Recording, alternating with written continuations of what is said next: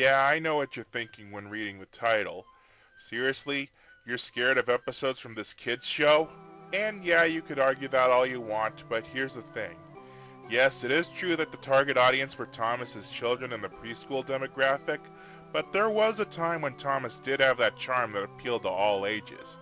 Today, I'm going to take you through the memories of my childhood with Thomas, namely the ones that temporarily scarred me as a kid. So here we go with my scary childhood Thomas memories.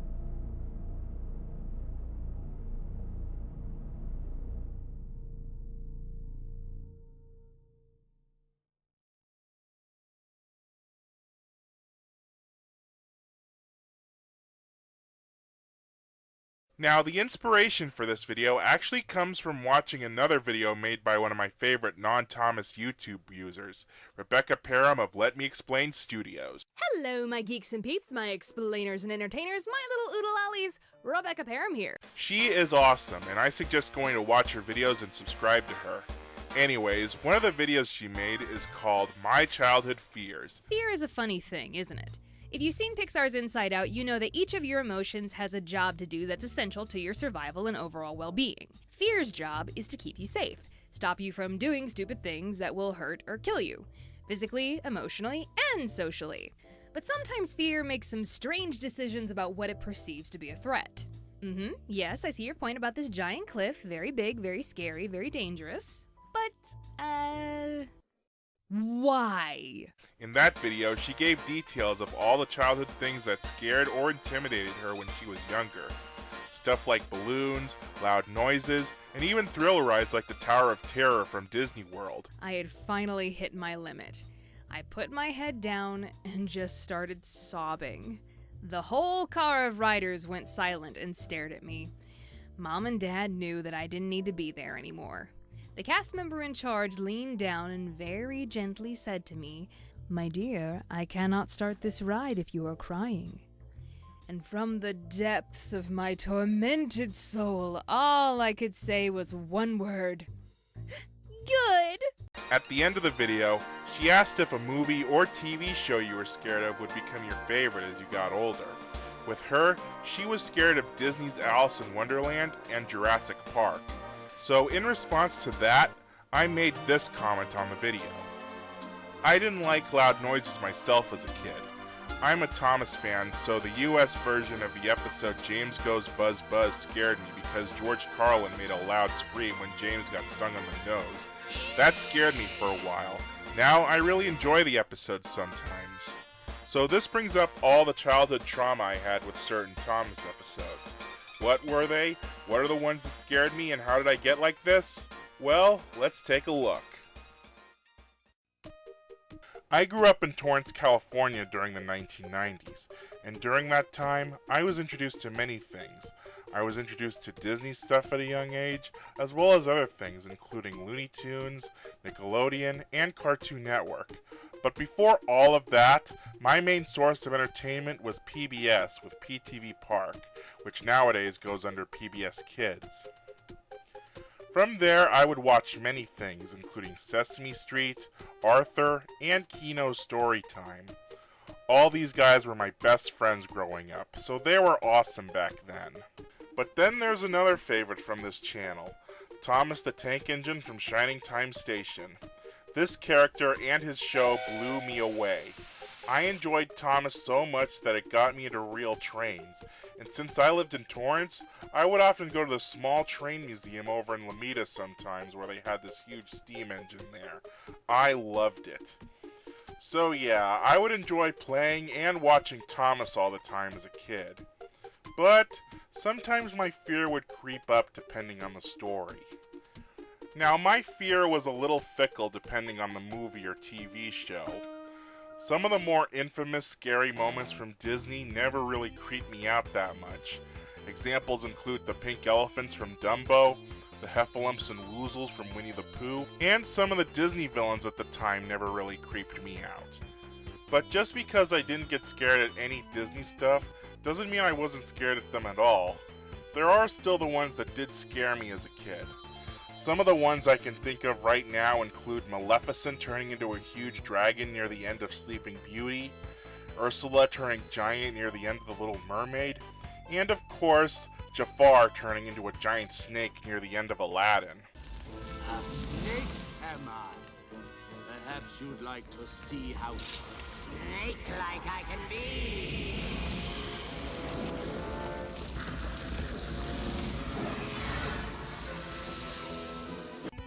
That one was probably my earliest seed into my fear of snakes.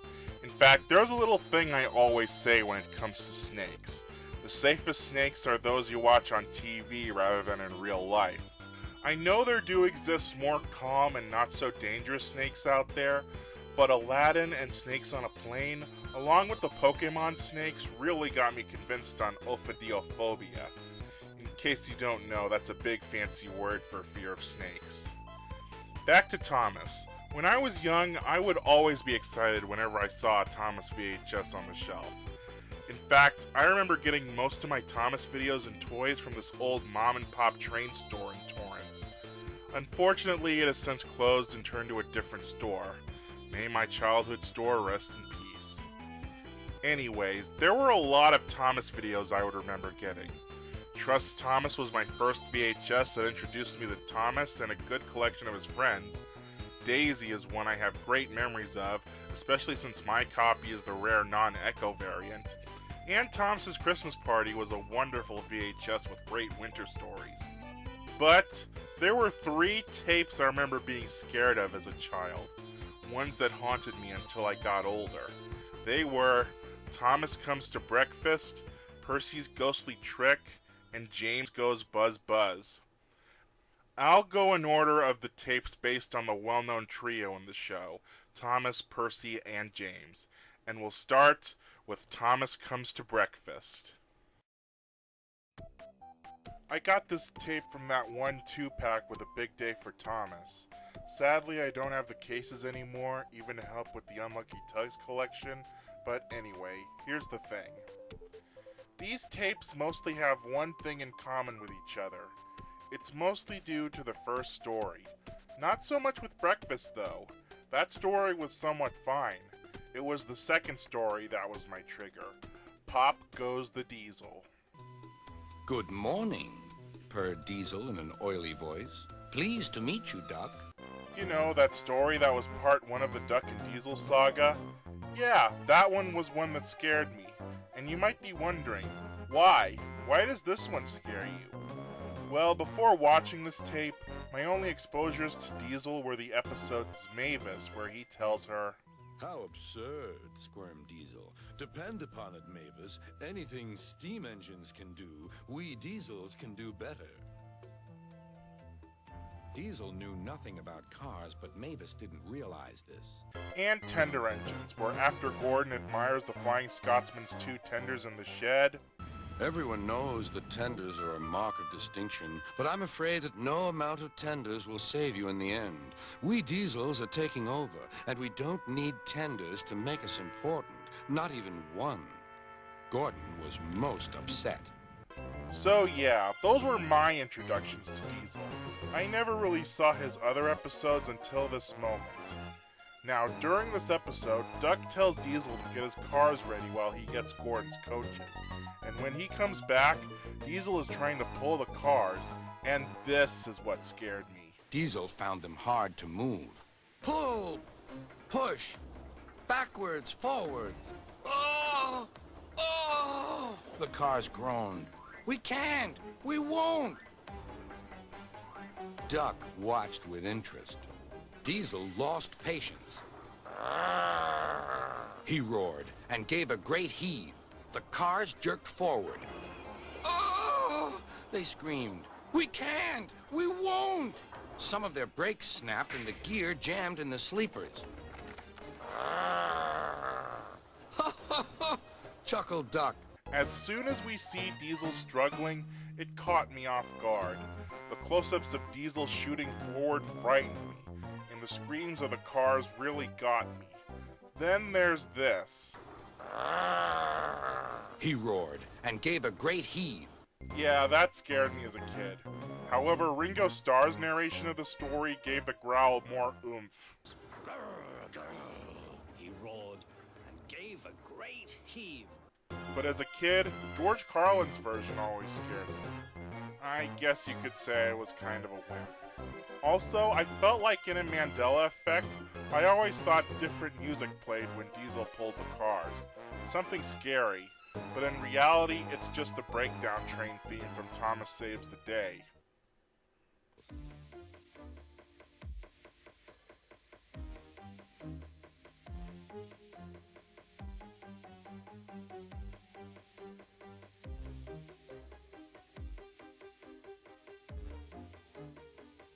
Yeah, not so scary now that I think about it.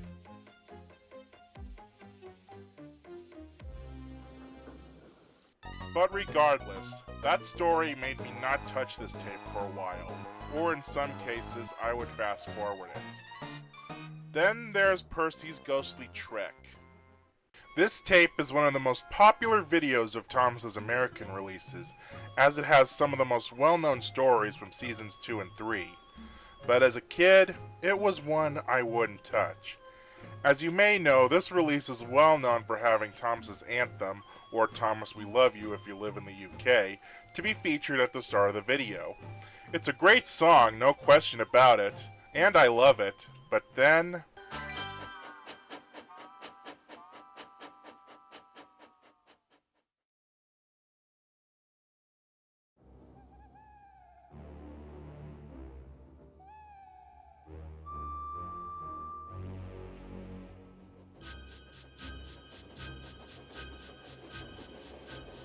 Every year, on the date of the accident, it runs again as a warning to others, plunging into the gap, shrieking like a lost soul. Yeah, it turns from happy and cheerful to frightening in a matter of seconds. I'm pretty sure everyone had a fear of this story. Some people even made the infamous Timothy the Ghost Engine story based on this. But I was really scared of this story, even without those creepypastas. It even came to a point where I had a weird dream where I was watching a nameboard sequence and the ghost engine was there. I have quite a vivid memory of this, and I never forgot it. Shows how powerful this one story is.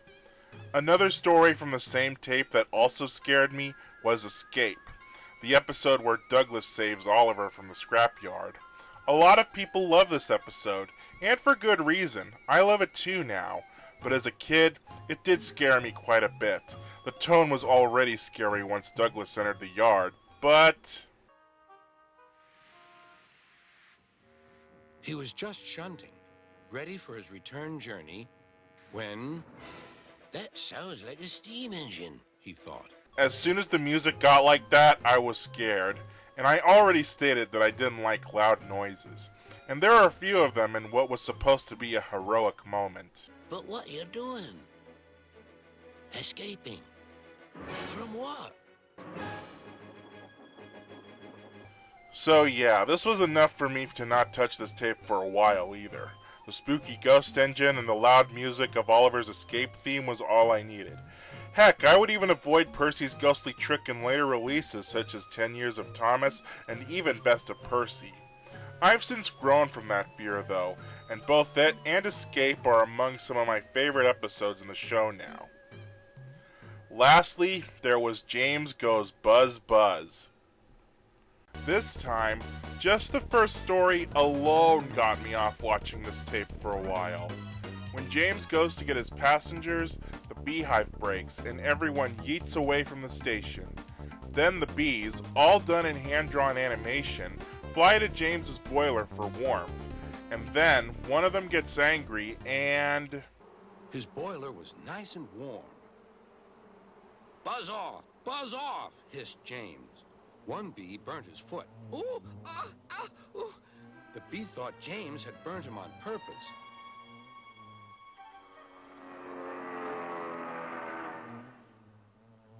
So it stung James right back on the nose. Eee! Whistled James. He had had enough. And so did I. That scream was just enough to say, nope, and made me avoid this story and this tape for a while. Much like Percy's ghostly trick, this was a story that I'd always see again multiple times on video. Even the Shining Time Station VHS release of Stacy Cleans Up. I happened to have the Fox Family airing of that episode, and I always skipped the bee sting scream in that tape. Here's a funny story concerning that episode. When Shining Time Station aired on Nick Jr. to promote Thomas and the Magic Railroad, I would always watch it until the summer of promoting was over. One of the episodes I remember passing by was Stacy Cleans Up, and the instant I saw the beehives, I bolted to the front door and threw myself out of the house. Yes, I actually did that.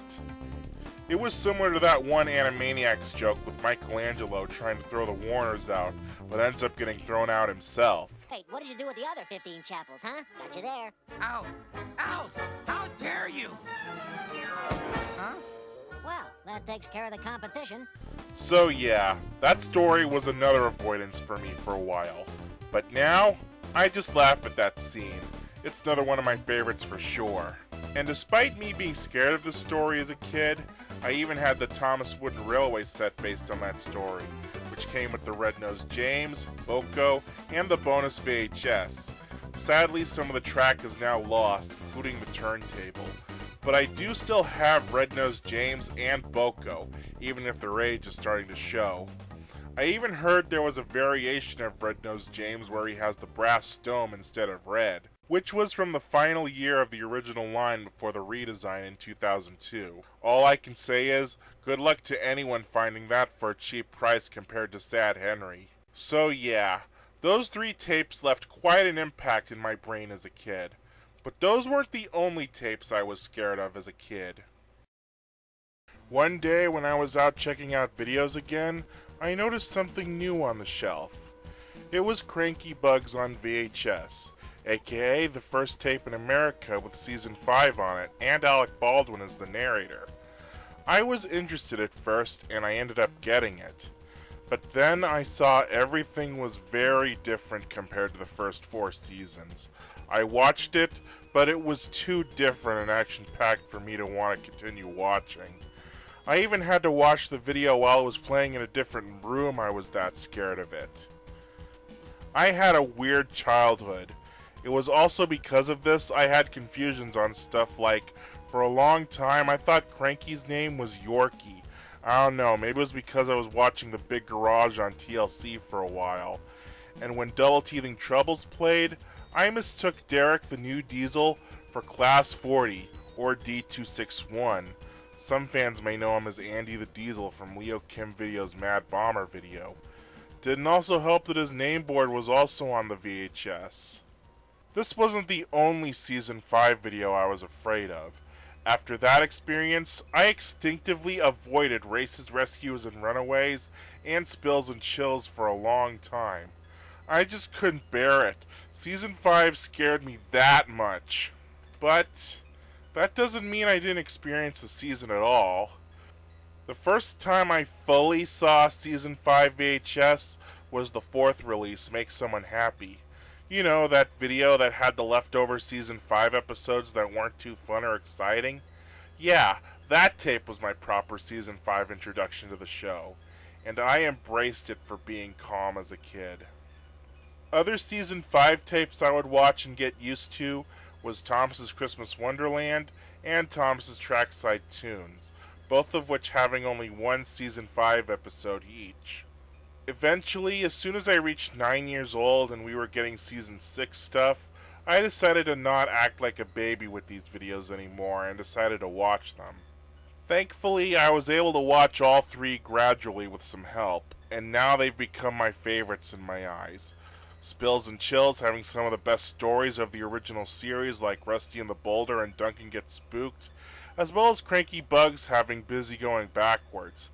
In season 5, Alec Baldwin was very good in this season, while he kinda dropped off starting in season 6 after Magic Railroad.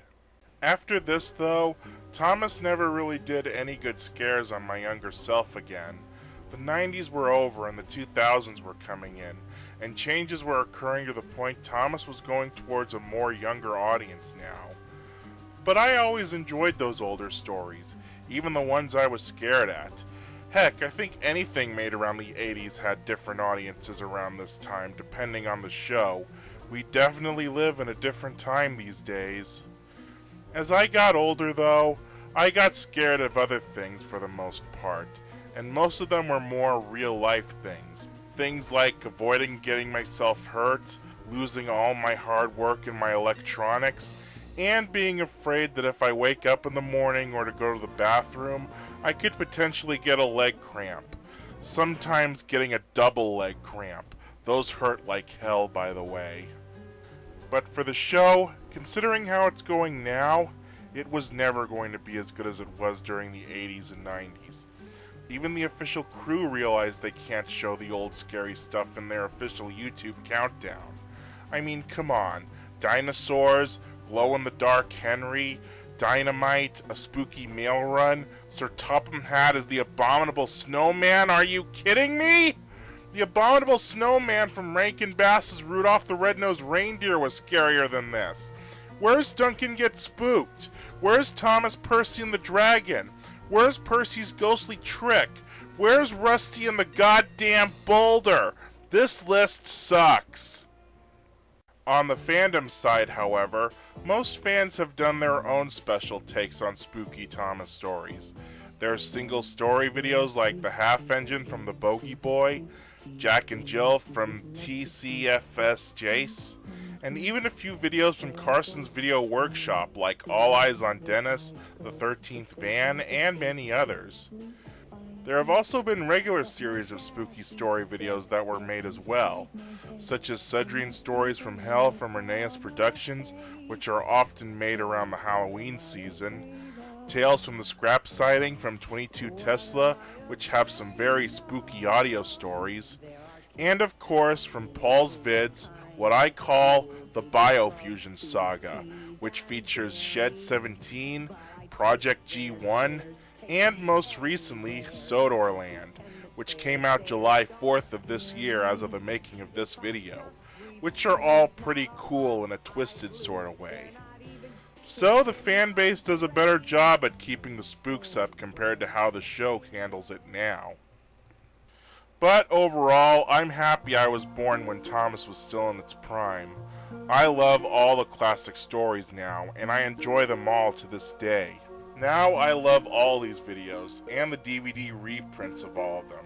They're classics along with my favorites, some of them even being my overall favorites. If you want to see what those stories were like when I was younger, you can find the copies on eBay, thrift stores, or even digitally with the full video, or even just the stories on their own if you can find them. They're a good watch.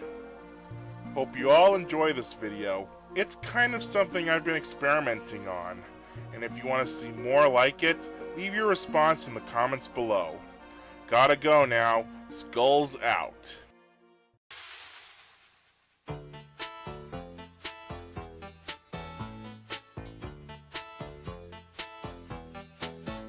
There are squeaky things who have creaky wings who would love to sneak up behind me. There are ghosts I know who wherever I go, if they wanted they'd quickly find me.